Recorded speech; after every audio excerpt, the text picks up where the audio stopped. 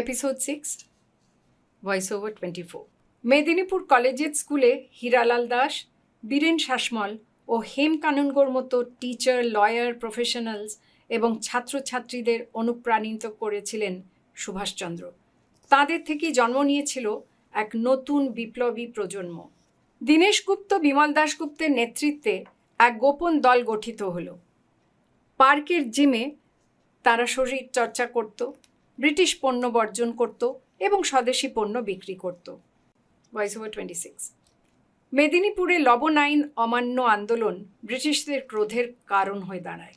Paddy নামে এক নিষ্ঠুর ব্রিটিশ পুলিশ অফিসার অত্যাচার চালায়। নারীদের উপরেও চলে অকথ্য অত্যাচার। Voice over 27। পেডিকে হত্যার পরিকল্পনা করা হলো। বিমল দাশগুপ্ত, জ্যোতিজীবন ঘোষ এবং শশাঙ্ক দাশগুপ্ত নদীর ধারে গোপনে বৈঠক করলেন। প্রতিশোধের অঙ্গীকার করলেন তারা। Voice over 25। 1931 সালের এপ্রিল মাসে জেমস পেডি একাধিক ফাঁদ এড়িয়ে বেঁচে গিয়েছিল, কিন্তু শেষ পর্যন্ত বিমল এবং জ্যোতি তার শরীরে 11টি গুলি ছোঁড়ে। পেডি মৃত্যুর মুখে দাঁড়িয়ে বিশপ অমৃতলাল একমাত্র তার মায়ের জন্য প্রার্থনা করেছিল আর আক্ষেপ করেছিল যে বিপ্লবীরা যে এত বেশি সশস্ত্র সে বিষয়ে আরও কিছু তথ্য যদি তার কাছে থাকত।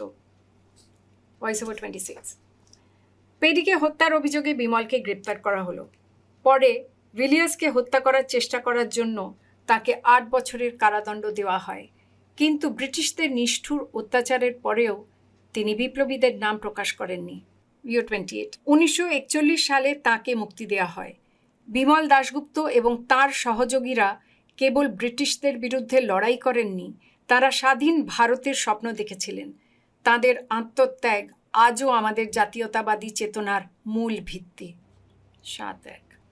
1930 সালের এপ্রিলে সূর্য সেন মাস্টারদা এর নেতৃত্বে একদল সশস্ত্র বিপ্লবী, যার মধ্যে কল্পনা দত্ত এবং প্রীতিলতা ওয়াদ্দেদার ছিলেন, চট্টগ্রাম অস্ত্রাগার আক্রমণ করেন। সূর্য সেনের নেতৃত্বে চট্টগ্রাম অস্ত্রাগার আক্রমণ ব্রিটিশ শাসনের বিরুদ্ধে সশস্ত্র প্রতিরোধের অন্যতম কিংবদন্তি অভিযানে পরিণত হয়। কল্পনা দত্ত এবং প্রীতিলতা ওয়াদ্দেদারের মতো মহিলারা এই সাহসী অভিযানে গুরুত্বপূর্ণ ভূমিকা পালন করেন।